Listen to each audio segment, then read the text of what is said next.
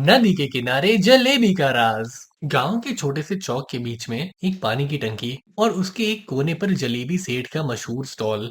आज सुबह सुबह बिट्टू वहां आया था। इसे गांव वाले एक तरह का लोकल हीरो मानते थे क्योंकि वो हमेशा सबकी मदद करता था। अरे जलेबी सेठ जी, आज बड़ा शांत नजारा आ रहा है। क्या हुआ, जलेबियों के तेवर कम हो गए क्या? अरे क्या बताऊं बिट्टू बेटा, कल से लोग इधर आना ही बंद हो गए। कह रहे हैं जलेबी सेठ की जलेबी खट्टी हो गई है और पेट में दर्द हो रहा है। ऐसी बदनामी पूछो मत बेटा। अरे लेकिन आपकी जलेबियों में तो ऐसी कभी प्रॉब्लम हुई नहीं। पिछले हफ्ते तो मैंने 10 जलेबियां खाई थी एक साथ दबा के, फिर भी मैं एकदम फिट हूँ। बस वही तो प्रॉब्लम है, मैंने नहीं मारी जलेबी में मुट्ठी। मुझे समझ नहीं आता ये अफवाह फैला कौन रहा है। मैं तो रोज वही तेल वही चीनी यूज करता हूँ, पर लोगों ने मानो एकदम बायकॉट कर दिया हो। जलेबी सेठ, हो सकता है कोई आपसे पुरानी दुश्मनी निकाल रहा हो। अपने आसपास के लोगों में पूछ के देखो, किसी से कुछ कुछ बातचीत हुई हो किसी चीज को लेके। ऐसे तो मैं रोज उधार देता हूँ, पर दुश्मनी मुझे नहीं लगता, सबसे बनती है मेरी। बस एक तिवारी जी हैं, वो कभी कभी तंग कर देते हैं। कहते हैं उनकी बीवी को मेरी जलेबी बिल्कुल ही पसंद नहीं। अरे जलेबी से उनको क्या प्रॉब्लम है? वो तो वैसे ही मोटी गेंडी है, उनको कौन रोक सकता है जलेबी खाने से। आप टेंशन मत लो, मैं पता लगा लूंगा असल में चक्कर क्या है। ठीक है बिट्टू बेटा, मैं तेरे भरोसे हूँ। अगर तूने हेल्प कर दी तो सब जरूर ठीक हो जाएगा। बिट्टू जलेबी सेठ को तसल्ली देके तो निकल पड़ता है, पर उसके दिमाग में प्लान होता है। शायद उन्हें पता ही ना हो कि जलेबी सेठ मुट्ठी कि जलेबी सेठ जलेबी में मुट्ठी कि जलेबी सेठ जलेबी में मुट्ठी नहीं मारता है। नदी के किनारे बिट्टू जब जाता है तो बिट्टू को उसके बचपन की दोस्त मुन्नी दिखाई पड़ती है, जो गांव की सारी खबरें रखती है। ओहो बिट्टू, सुबह सुबह इधर कैसे आ रहे हो? मुझे मत कहना नहाने आए हो, तुम इतने साफ दिख रहे हो, जरूर कोई और चक्कर है। अबे मुन्नी, नहाने में शाम को आता हूँ पहली बात, मैं तो कुछ खबरें लेने आया हूँ। जलेबी सेठ की स्टॉल की बदनामी क्यों हो रही है, पता है तुझे? हाँ रे, कल ही कुछ लोग यहाँ अपने आपस में बैठ के बातें कर रहे थे। कह रहे थे जलेबी सेठ जलेबी में मुट्ठी मारता है, और तो और दूबे चाचा को बहुत तीखी लगी उनकी जलेबियाँ, उनके तो पेट में दर्द हो गया। तिवारी जी को उल्टी हो गई, और डॉली आंटी 3 दिन से अभी भी बाथरूम में बंद है। अब तो सब बोल रहे हैं कि उनकी जलेबी में कोई केमिकल है। केमिकल? अरे यार, जलेबी सेठ तो गाँव में सबसे बेहतर आदमी है, उनसे बेहतर तेल और चीनी को यूज नहीं करता। और रही बात की, तो उनकी उम्र देखी है तुमने? इस उम्र में तो खैर क्या ही बोलूं मैं। हाँ वैसे सुनने में तो आया है कि तिवारी जी ही हैं जो सबको समझा रहे हैं जलेबी सेठ कोई नया रंग या एसेंस मिक्स करता है जो हेल्थ के लिए ठीक नहीं। तिवारी जी सब लोगों को नदी के पास इकट्ठा कर रहे हैं और यही बोल रहे हैं इन जलेबियों को खाओगे तो नदी के पानी में तुम्हें डूबना पड़ेगा, ऐसा जोक मार रहे हैं। समझ गया, तिवारी जी चालाक हैं। शायद उनको ये चाहिए कि लोग उनकी दुकान से खरीदना शुरू करते हैं, और इतने में बेचारे जलेबी सेठ का बिजनेस डूब रहा है। मैं उनके पास जाता हूँ और पूछता हूँ, पर पहले ये बताओ, तुमने जलेबी सेठ की जलेबी खाने के बाद कोई आसार महसूस किए हैं क्या? मैं तो रोज 1-2 जलेबियां खाती रहती हूँ, तब भी अपना फिगर मेंटेन करके रखती हूँ, एकदम ठीक हूँ। मेरे हिसाब से तो तिवारी जी पॉलिटिक्स खेल रहे हैं। अबे जाना यार, तू फालतू बातें कर रही है, पर तेरा पॉइंट तो सही है। मुझे भी लग रहा है कि तिवारी जी ना कुछ गड़बड़ कर रहे हैं। चल मैं देखता हूँ जलेबी सेठ के नाम पे कीचड़ उछालने से ऐसा क्या मिल रहा है तिवारी जी को। बिट्टू अब तिवारी जी के पास जाता है। जाते जाते वो सोच रहा होता है कि ऐसा भी क्या हो गया होगा तिवारी जी के लिए जो उनको जलेबी सेठ के नाम पे कीचड़ उछालना पड़ा। तिवारी जी प्रणाम। सुन रहा हूँ जलेबी सेठ की जलेबियों के खिलाफ आप कोई नई थियरी पेश कर रहे हो, ये सब कैसे हो गया? अरे बिट्टू बेटा, ये कोई थियरी नहीं है, सच्चाई है सच्चाई। जलेबी सेठ की जलेबियां अब पहले जैसी नहीं रही, सब बीमार पड़ जा रहे हैं। तुम ही देख लो, डूबे चाचा डॉली आंटी सब बोल रहे हैं पेट खराब हुआ। अरे तिवारी जी, आप खुद खा के देखिए उनकी जलेबियां, आपको लगी कोई प्रॉब्लम? नहीं, मैं कैसे खाऊंगा, मैं उनके स्टॉल के पास ही नहीं जाता हूँ, मैं तो दूर से ही रहता हूँ। उनकी जो वहाँ पे स्टॉल के खुशबू होती है ना, मुझे उस चीज से एलर्जी है। और वैसे भी मैं गांव का सबसे विश्वासवर्दी वकील हूँ। देखिए तिवारी जी, मैं कोई झगड़ा करने नहीं आया हूँ, मैं तो बस ये जानना चाहता हूँ कि आप ये अफवाह क्यों लोगों में फैला रहे हो। मुन्नी ने मुझे बताया कि आप नदी के पार सबको बोल रहे हो कि जलेबी सेठ की जलेबियां में कुछ केमिकल मिला है। क्या आपके पास कोई सबूत है? अरे सबूत लोगों के पेट पेट दर्द की तकलीफ में दिख रहा है, उससे और ज्यादा सबूत क्या चाहिए। ये सब एक्सीडेंटल एक्सीडेंटल नहीं हो सकता। मेरी मानो जलेबी सेठ की जलेबियां ऐसी खराब होती हैं। तो आपके कहने का मतलब है लोग अगर मूंगफली ज्यादा खा लें और पेट में दर्द हो जाए तो आप तो कहोगे मूंगफली में भी केमिकल मिला हुआ है। ये सब पर्सनल नाराजगी तो नहीं? और सना नाराजगी, तुम होते कौन हो मुझसे ऐसे पूछने वाले? मैं तो बस सबको ध्यान दिला रहा हूँ ये बात। अगर उनको जलेबी खाने से कुछ हो गया तो जिम्मेदारी मेरी होगी। और वैसे भी उनके स्टॉल के पास कूड़ा वूड़ा होता है, गाँव में सफाई थोड़ी बहुत तो होनी चाहिए ना। देखो तिवारी जी, मैं आपको आराम से समझा रहा हूँ, अगर आपके पास कोई सॉलिड प्रूफ नहीं तो ऐसे रूमर मत फैलाया करो। जलेबी सेठ का रोजगार बंद हो रहा है, वैसे ही बेचारा गरीब है, 2 वक्त की रोटी उससे बनती नहीं, जलेबी का स्टॉल ही तो लगाता है, उस बेचारे से दुश्मनी करके क्या फायदा। देखो तिवारी जी, आप जो कर रहे हो काफी गलत है, और अगर यही चलता रहा तो आपके लिए ठीक नहीं होगा। ठीक तो बताएगा मेरे लिए क्या ठीक है? अबे तेरे जैसे 100 देखे हैं मैंने, उन सबको लाइन पे आता हूँ मैं। क्या कर क्या लेगा तू? तिवारी जी, मैं बता रहा हूँ, आपका जो काम वाली के साथ अफेयर चल रहा है ना, वो पब्लिक कर दूंगा मैं, सब जान जाएंगे। अरे तुम कैसे मुझ पे एलिगेशन लगा रहे हो? ऐसा तुम्हें क्या लगता है मैं काम वाली के साथ चक्कर चल रहा है मेरा? नहीं नहीं तिवारी जी, वो तो रात के 3-3 बजे आपके पास अपने दिल की भलाई के लिए आती है ना। तो तुम्हें कैसे पता चला? जी, आजकल का जमाना कैमरे से भरा है, और आपका कैमरा तो मैंने स्पेसिफिकली हैक करके रखा है, मुझे सब दिखता रहता है। तो कल चुपचाप आ जाना जलेबी सेठ की दुकान के बाहर और वहाँ बता देना कि उसकी जलेबियाँ एकदम सही हैं, वरना आपका एमएमएस एक बार में लीक हो जाएगा। अगले दिन बिट्टू स्टॉल पे चलते हुए जाता है और वहाँ पे जलेबी सेठ, तिवारी जी और मुन्नी वहीं खड़े रहते हैं। गाँव वालों, मैं पहले तो ये बताना चाहूंगा कि कल ही मैं 10 जलेबियां खा के आया हूँ और मैं तो अभी भी एकदम ठीक हूँ। तो ये बात तो पक्की है कि जलेबी सेठ की जलेबियां एकदम ठीक है और उनमें कोई मुट्ठी की मिलावट नहीं है। बात रही तिवारी जी की, तो तिवारी जी अब क्या बोलना चाहते हो आप? अरे तो एक आदमी से क्या होता है? शायद तुम्हारे पेट का काम करने का तरीका अलग हो, क्या पता तुम्हें प्रॉब्लम ना हुई, बाकी लोगों को प्रॉब्लम हो गई हो शायद। अरे तिवारी जी, आप ही बताइए, डॉली आंटी और दुबे चाचा को पेट दर्द कब हुआ था? हाँ वो डॉली आंटी को 3 दिन पहले से फीवर था।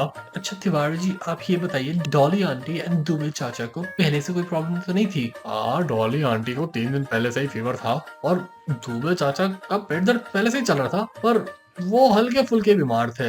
अच्छा, तो जो चीज है, ये बात आपने लोगों को बताई क्यों नहीं कि वो लोग पहले से बीमार थे, मेरी जलेबी खाने के बाद बीमार नहीं पड़े हैं? जलेबी से प्रॉब्लम हुई है या पहले से प्रॉब्लम थी? अरे मैं तो बस सोच रहा था क्या पता जलेबी से प्रॉब्लम हो गई हो, मुझे तो लगा जलेबियों में ही प्रॉब्लम है। बस बस तिवारी जी, ये सब आपका एक गेसिंग गेम था। आपकी एक अफवाह ने जलेबी सेठ के सारे कस्टमर्स को भगा दिया। मतलब आपके झूठे कस्में वादों ने एक परिवार की रोजी रोटी खतरे में डाल दी। जो लोग नदी किनारे बैठे थे, मजाक उड़ा रहे थे, अब उन सबको सोचना चाहिए, जलेबी सेठ की जलेबियों में कोई जहर या मुट्ठी नहीं। सेठ जी सॉरी यार, मैं बस सोच रहा था कि उन सबको बीमारी हो रही है, शायद मैंने थोड़ा ज्यादा ही बोल दिया। अरे तिवारी जी, रहने दो, गलती तो सबसे होती है, लेकिन एक चीज याद रखना, अफवाह फैलाना सबके लिए रिस्की होता है, गांव की शांति बिगड़ जाती है, शांति जैसे आपकी काम वाली। अरे बस बस, सब अभी बता दोगे क्या? बेटू तूने कहा था तो ये बात किसी को नहीं बताएगा। डोंट वरी तिवारी जी, आपका सीक्रेट हम सबके साथ सेफ है, और थोड़ी बात फैल भी जाए तो कौन कुछ बोलने वाला है। वैसे भी अब तो सब ठीक ही हो गया, गाँव वाले भी मान गए कि जलेबी ठीक है, तो अब किस बात से प्रॉब्लम है? रिलैक्स करो तिवारी जी, अब जिंदगी के मजे लो, कहीं आपका सही में पेट ना खराब हो जाए। सब लोगों में हंसी फैल जाती है, गांव में सब कुछ ठीक रहता है, और बिट्टू और मुन्नी की 2 साल बाद शादी हो जाती है, और शादी के 2 साल बाद बिट्टू आत्महत्या कर लेता है। तो ऐसे ही गांव वालों की तरह हम सब भी खुश रहें।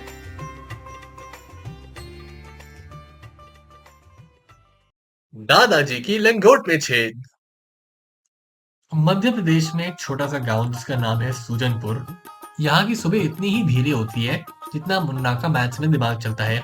इसी सुस्त मौसम में खड़े दादाजी सुना रहे होते हैं अपनी मशहूर कहानियां। सुनो सब, आज हम डिस्कस करेंगे वेल्थ बिल्डिंग की टेक्निक। ये दुनिया पैसों से ही चलती है, और पैसे कमाना एक कला है जो सिर्फ मुझे सिखानी आती है। भाई, दादाजी के लंगोट देख रहा है, उसमें तो हवा भी शर्माती है अंदर जाने से। हाँ, और दादाजी हमें बोल रहे हैं इन्वेस्टमेंट के बारे में। पहले अपनी लंगोट का इन्वेस्टमेंट तो कर लो। ओए, जो हंस रहा है वो सबसे ज्यादा बर्बाद होगा। देखना तुम, मेरे शेयर मार्केट के सपने कैसे आसमान छूते हैं। दादाजी, पर आपके पास तो सिर्फ 35 रुपए हैं, और आप खुद इन्वेस्ट क्या करोगे? अरे नादान पोती, ये 35 रुपए नहीं, एक सोच है, सोच। ये पैसे नहीं, एक आइडिया होता है। आइडिया ही सब कुछ होता है। मेरे पास जो है वो तुम्हारे पास नहीं। हाँ दादाजी, हमारे लंगोट में छेद नहीं है, पहले आप अपनी लंगोट सिलवा के आओ। दादाजी की बातें होती जितनी भी उटपटांग, दिलचस्प तो होती थी। और यही बातें सुनने के लिए मुन्ना, चिंटू और कमला फिर से दादाजी के पास अगले दिन आते हैं।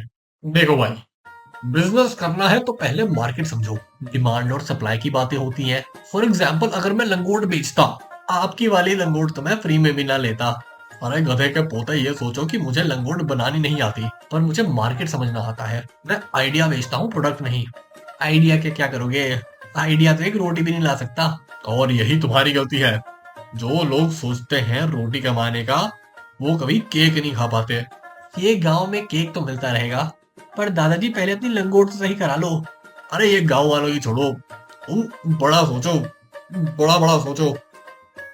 दादाजी आपकी सोच से ज्यादा बड़े तो आपके लंगोट में छेद है, पहले आप अपनी लंगोट सही करा के आओ। दादाजी के पैसे कमाने की टेक्निक ना कभी खत्म होती और ना ही बच्चों का मन भरता दादाजी का मजाक उड़ाने से।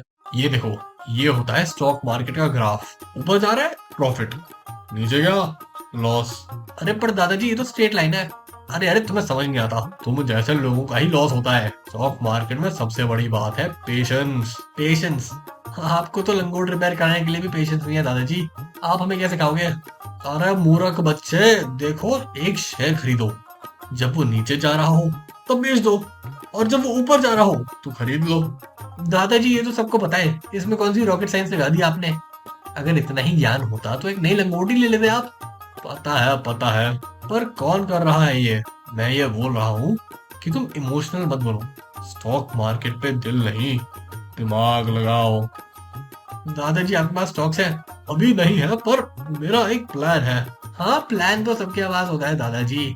प्लान तो दादाजी आपकी लंगोट में भी है, वो भी मल्टीपल होल्स के साथ। दादाजी आत्महत्या करने से पहले एक आखिरी बार बच्चों से मिलते हुए, जाने दो, हंसी मजाक उड़ाओ जितना भी बोलना है तुम्हें। एक दिन तुम सब देखोगे कि दादाजी का आइडिया सबसे बड़ा था। पर दादाजी, आप सीरियसली पहले अपनी लंगोट ठीक करा लो। सब कुछ इंस्पिरेशनल नहीं होता, थोड़ा प्रैक्टिकलिटी भी चाहिए होती है जिंदगी में। और अब प्रैक्टिकल लोग हमेशा एवरेज ही रहते हैं। जीनियस तो वो होता है जो दुनिया को अलग नजरिए से देखता है। मेरे लंगोट के होल्स भी एक मेटाफर है। मेटाफर यानी मुहावरा? किस चीज का दादाजी? मुहावरा फॉर अपॉर्चुनिटी। जब एक चीज खत्म होती है, नए रास्ते वाली एक नई चीज शुरू हो जाती है। हाँ, और वो नया रास्ता तो सीधे आपकी लंगोट से जाता है, हवा खाते हुए। तुम लोग नहीं समझोगे, पर देखना, एक दिन तुम्हारे पास भी 35 रुपए होंगे और तब तुम मेरे पास ही ज्ञान लेने आओगे। पर दादाजी, अगर मेरे पास 35 रुपए हुए कभी, तो मैं सबसे पहले आपको दान कर दूंगा, ताकि आप उन 35 रुपए की एक नई लंगोट ले पाओ। बस बहुत हो गई तुम्हारी लंगोट की हंसी मजाक। मेरे अंतिम पत्र में तुम तीनों का नाम सबसे ऊपर होगा। दादाजी, लगता है आप भूल रहे हो, अंतिम पत्र लिखने के लिए भी आपको पेपर खरीदना पड़ेगा, पेन खरीदना पड़ेगा, और उसके साथ रस्सी भी लेनी पड़ेगी। उसके लिए पैसे कहाँ है? लाइफ में बड़े आइडियाज होना जरूरी है, लेकिन प्रैक्टिकल होना उतना ही इक्वली इम्पोर्टेंट होता है। टायर में हवा भरने से प्लेन नहीं उड़ता, इंजन भी चलाना पड़ता है। सो ज्ञान फुल टाइट रखो, पर लंगोट के होल को भी इग्नोर मत करो। अपॉर्चुनिटी वही मिलती है जहां से हवा घुस रही हो दादाजी, और आपकी लंगोट में तो छेद ही छेद रहेंगे। भूखा शंकर और लालची रमेश। एक छोटे से बंद गंदे से कमरे में शंकर अपने घिसे पिटे कपड़ों में बैठा होता है। रमेश, उसका मकान मालिक, एक मोटी गोल्ड चेन पहन के वहीं खड़ा होता है। शंकर भाई, 1 मिनट है? 1 मिनट का तो मैं 10 रुपए लेता हूँ, बताओ क्या काम है? अरे अरे, ये कैसा मजाक है? मैं तो बस रेंट की याद दिलाने आया था। रेंट तुम्हारा अब से 20,000 रुपए हो गया है। अरे वाह, क्या बात है। रेंट तो आपके क्रिकेट स्कोर की तरह बढ़ता ही जाता है, हर महीने सेंचुरी मार दो। महंगाई बढ़ रही है शंकर, सब कुछ महंगा हो गया है, तो चुपचाप रेंट भर देना। हाँ हाँ बिल्कुल, आपकी चेन का साइज देखा, वो भी महंगी हो गई है। मेरा रेंट नहीं, बस आपके गहने मोटे होते जा रहे हैं। अरे यार, तुम तो बस अपने खर्चे में ध्यान रखते हो। मेरे खर्चे में तो सिर्फ चाय, बिस्किट और किडनी बेचने का ऑप्शन रह गया है। पर किडनी में सिर्फ 2 ही है ना, तीसरी मिले तो आपको भेज देता जरूर। तुम्हारी बात है भी ना, वैसे रेंट तो बढ़ ही गया है, अब तुम्हें 20,000 देना ही पड़ेगा। मान गया रमेश भाई, आप वो आदमी हो जो टाइटैनिक को डूबते वक्त भी बचाने के बजाय पैसे गिनाते कि बचाने के लिए तुम्हारे 10 रुपए लगेंगे। अरे तुम जैसा लोग हो तो। हाँ, हम जैसे लोगों के पैसे पे ही तो आप इतने अमीर बने हो। पैसे बचाना नहीं आता, बस किडनी बेचना आता है हमें तो। एक हफ्ते बाद घर के नीचे शंकर और रमेश फिर से मिलते हैं। शंकर, तुम्हारे घर की दीवार में क्रैक आ गया तुम्हारी वजह से। मेरी वजह से? रमेश भाई, मैं तो अपने पेट में भी क्रैक लेकर घूमता हूँ। मेरा खाना तो कब का क्रैक हो चुका है। दीवार का रिपेयर कराना होगा और रिपेयर का पैसा भी तुमसे ही निकलवाना पड़ेगा। तो तुम्हारा रेंट 20,000 नहीं 22,000 मानो अब से। अरे वाह, क्या बात है। पहले रेंट बढ़ाया, अब दीवार का खर्चा भी रेंट पे निकाल रहे हो, और वो भी हर महीने के लिए बढ़ा रहे हो। अगले महीने हवा लेने के भी पैसे लोगे क्या? मस्ती बंद करो शंकर, ये घर मेरे बाप का है। बिल्कुल, और उस बाप की प्रॉपर्टी के तो आप राजा हो, पर हम जैसे गरीब लोग तो बस प्रजा हैं, जो हर महीने राजा को टैक्स भरते रहते हैं। राजा? मैं राजा नहीं, मैं शैतान हूँ, शैतान। अरे नहीं नहीं, शैतान तो क्लास ही होता है। आप तो बस एक महंगा कैलकुलेटर हो, जो पापा की पुश्तैनी जमीन पर नंगा नाच दिखा रहे हो। रमेश और शंकर फिर एक हफ्ते बाद फिर से मिलते हैं। रमेश सांस फुलाए हुए गुस्से में फिर से वापस आता है। शंकर, ये क्या सुन रहा हूँ मैं? तुम लोगों को कह रहे हो कि मैं लुटेरा हूँ? अरे रमेश भाई, आपको लुटेरा कोई कैसे बोल सकता है? मैंने तो बस इतना कहा है कि अगर किसी की जान खतरे में होती और रमेश भाई कहते मैं हूं ना, तो लोग बचाओ की जगह भागो बोल के निकल जाते वहीं से। ये सब बंद करो, तुम मुझे बदनाम कर रहे हो। अरे रमेश भाई, बदनाम तो वो होता है जिसका नाम होता है। आपको बदनाम करने की जरूरत क्या है? आपका रेंट नोटिस ही काफी है। तुम्हारा यह मजाक मुझे बहुत महंगा पड़ रहा है। महंगा पड़ रहा है? तो आप तो महंगाई के बेताज बादशाह हो, ब्रांड एम्बेसडर कहूंगे आपको। वैसे एक बात है, मैंने भी अपनी नई पॉलिसी निकाली है। कैसी पॉलिसी? अब से जब भी आप मुझसे बात करोगे तो आपको मुझे बात करने के लिए 100 रुपए देने पड़ेंगे। ये मेरी एडवाइस फीस है। हर हवाबाजी, हर फालतू ज्ञान का मैं 100 रुपए लूंगा। अरे ये फालतू की नई स्कीम कब से लॉन्च हुई? तभी से जब आपने हर रेंट का ईएमआई प्लान लॉन्च किया है। तुम तो एक नंबर के पागल हो यार शंकर। हाँ जरूर पागल हूँ मैं तो सिर्फ बजट मैनेज कर रहा हूँ जैसे आप करते हो, पर मैं एडवाइस की फीस लेता हूँ जैसे आप रेंट से पैसे कमाते हो। जब रमेश घर वापस जा रहा होता है तो वो सोचता है कि उसने बेचारे शंकर पे ज्यादा ही पैसा लगा दिया। अगर वो शंकर से अच्छे से बात करता तो शंकर बुरा ना मानता। ये सोच के वो एक आखिरी बार शंकर के पास जाता है माफी मांगने के लिए। शंकर भाई मान गए, तुम्हारी बातों ने मुझे सोचने पर मजबूर किया। अरे वाह, आपने भी ज्ञान की बातें सीख ली। तुमने एक बात तो सही बोली, महंगाई बढ़ रही है पर इंसानियत भी बढ़नी चाहिए, और इसलिए मैंने सोचा कि महंगाई अगर बढ़ रही है तो इंसानियत भी तो बढ़नी चाहिए ना। बिल्कुल, ये बात मैंने बोली थी, मेरे को क्या पता कौन सी बात सही निकल जाती है। पर आप भी सही कह रहे हो, महंगाई का सोल्यूशन पैसा नहीं इंसानियत है। तो चलो मान गए तुम्हारी बात, अब से तुम्हारा रेंट नहीं बढ़ाया जाएगा। अरे मुझे लगा था कि मेरी फालतू बातें सुन के आप तो पूरा घर ही बेचने वाले हो, फिर आप तो मेरी बात मान गए। नहीं शंकर भाई, अब मैं समझ गया हूँ, पेट पे लात मारने से पेट नहीं बढ़ता। क्या बात है रमेश भाई, लगता है पहली बार आपने किसी और की बात मानी है। बिल्कुल शंकर, इसलिए मैं तुम्हें यह बताने आया हूँ कि तुम्हारा रेंट सिर्फ 10,000 रुपए ही है, 20,000 रुपए नहीं हो रहा है। क्या बात है रमेश भाई, आपका दिल जितना बड़ा काश मेरा वॉलेट भी होता तो आज मैं इतना गरीब नहीं होता। जिंदगी सिर्फ पैसे से नहीं चलती, इंसानियत भी जरूरी होती है। महंगाई तो सबको तंग करती है, पर दिल बड़ा रखो, बातें हल्की रखो, कभी कभी एक मुस्कान और समझदारी भी कमाल कर जाती है। मध्य प्रदेश में एक छोटा सा गांव होता है जिसका नाम होता है विजयपुर। वहां जिंदगी चलती है आराम से और लोग रहते हैं शान से, ना किसी से लेना ना किसी से देना, बस खुशी से जीना। वहां एक नौजवान जिसका नाम होता है गोपू, वो लोगों का जिंदगी में फायदा कम कराता है और अपने मुनाफे के लिए उनका फायदा ज्यादा उठाता है। एक दिन उसे एक नया प्लान आता है उसके दिमाग में, जिसे वो कहता है लॉटरी फंड का आइडिया, और ये लेके वो गांव के चौराहे पे पहुंच जाता है। सुनो सुनो गांव वालों, ये कोई ऑर्डिनरी लॉटरी नहीं, ये है जैकपॉट लॉटरी। 1 करोड़ रुपए का इनाम है, और अगर हम सब मिलके इन्वेस्ट करें तो जीत हमारी ही होगी। 1 करोड़? गोपू, ये तो फ्रॉड लग रहा है। फ्रॉड? अरे भोला काका, सरकारी लॉटरी है, ये वो स्कैम वैम नहीं जिसमें तुम्हारे पैसे डूब जाएंगे। ये एक प्रॉपर इन्वेस्टमेंट स्कीम है, और इसमें पैसे लगाने के लिए रामू ने अपनी कीमती भैंस बेच दी है। पर 1 करोड़ का टिकट बहुत महंगा नहीं पड़ेगा? अरे हाँ यार, इसलिए तो मैं तुम सबको बुला रहा हूँ। देखो, तुम सब मुझे पैसे दोगे, पर जितने पैसे तुम मुझे दोगे उसका एक एक रुपए का मैं हिसाब रखूंगा और इस हिसाब के जितने पैसे मेरे को मिलेंगे वो मैं तुम सबको वापस बांट दूंगा। ये थोड़ा रिस्की लग रहा है, अगर नहीं जीते तो? रिस्की? अरे गांव के लोग तुम सारे ऐसे छोटे से ही होते हो यार, छोटी सोच तुम्हारी। पहले से ही हार की बात कर रहे हो, सपोजिंग जीत गए तो तुम्हारे पैसे तो डबल ट्रिपल हो रहे हैं ना, फायदा तुम्हें ही होगा। और बॉक्स की बात मेरी, मैं पूरा बॉक्स अपने देख रेख में रखूंगा और सारे पैसे संभाल के रखूंगा। देखो ये एक इन्वेस्टमेंट है, इन्वेस्टमेंट। अगर हम जीत गए तो हर इंसान लखपति बन जाएगा और अगर नहीं जीते तो वो तो ऊपर वाले की मर्जी है, और टिकट के पैसे तुम्हारे पास ही रहेंगे। हाँ मैं गांव का ट्रस्टी हूँ, मुझ पर भरोसा नहीं रखते क्या? गोपू भाई देख, तुझ पे भरोसा तो किसी को नहीं है, पर चल इस बार तेरी बात मान लेते हैं। लेकिन अगर टिकट जीत गए और तुम भाग गए तो? अरे भोला काका कैसी बातें कर रहे हो, मैं कभी भागा हूँ गाँव के पैसे लेके? हाँ वो एक दो बार पहले किया है मैंने, पर अब मैं बदल गया हूँ, अब मैं नेक इंसान बन गया हूँ। गाँव तो मेरा परिवार है, इस गाँव का भला करना तो मेरी गारंटी है, गारंटी। चलो भोला मान गए, तुम्हारी बातें उतनी भी खराब नहीं साउंड कर रही हैं।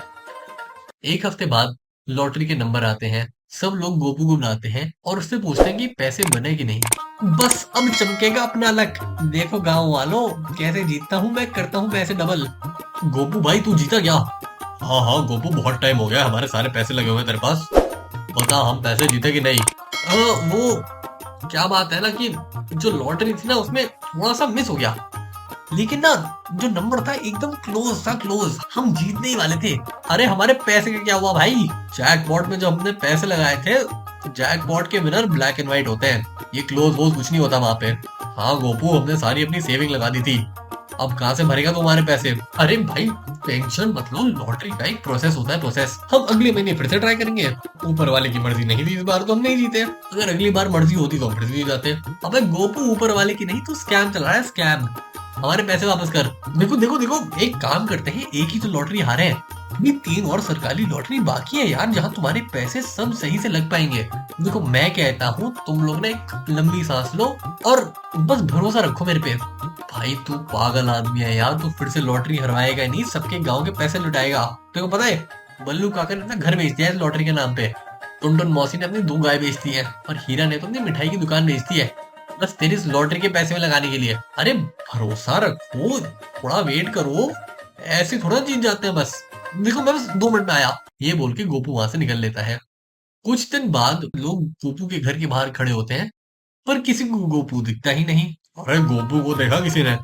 वो तो लॉटरी के दिन के बाद कभी वापस आया नहीं, लगता है पैसे लेके भाग गया।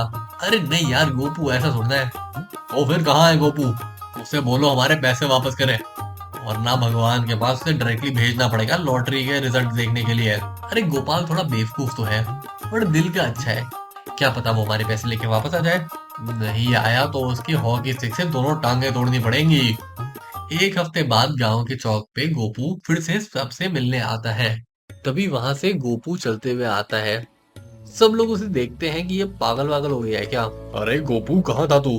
ध्यान कर रहा था मैं। ध्यान? हाँ मेडिटेशन। मैं सोचने गया था कि हम लोग ना अपना लक कैसे इम्प्रूव करें। अरे ये क्या बकवास कर रहा है? अरे सीरियसली यार, लॉटरी मिस हो गई तो क्या? मैं तो ये देखने गया था कि अगली लॉटरी ड्रॉ में कैसे जीता जाए। और ये मेडिटेशन का आइडिया कहाँ से आया तेरे को? अंदर की आवाज। और हमारे पैसे? वो तो इन्वेस्ट हो गए। भाई रिस्क लेने से ही अवार्ड मिलता है ना आखिरकार। गोपू तुम्हारे पैसे वापस कर रहा है, तुझे हॉस्पिटल जाना है। अरे भोले काका, मैं अगले महीने की लॉटरी के लिए रेडी कर रहा हूँ और इस बार हम सब मेडिटेट करेंगे। ये गोपू बंदा कमाल, स्कैम करते हुए भी इतना कॉन्फिडेंस, इसकी तो कि तभी ये समझेगा। तुम सबके पैसे ना मेरे पास ही पड़े हैं, ठीक है? ज्यादा बोलोगे तो सस्ती उड़ा दूंगा। तो पैसे कमाना अच्छी चीज है, पर उस पैसे का क्या करना है ये जानना उससे भी ज्यादा इम्पोर्टेंट होता है। और गोपू जैसे लोगों पे भरोसा करना अपने पैर पे ही कुल्हाड़ी मारने जैसा होता है।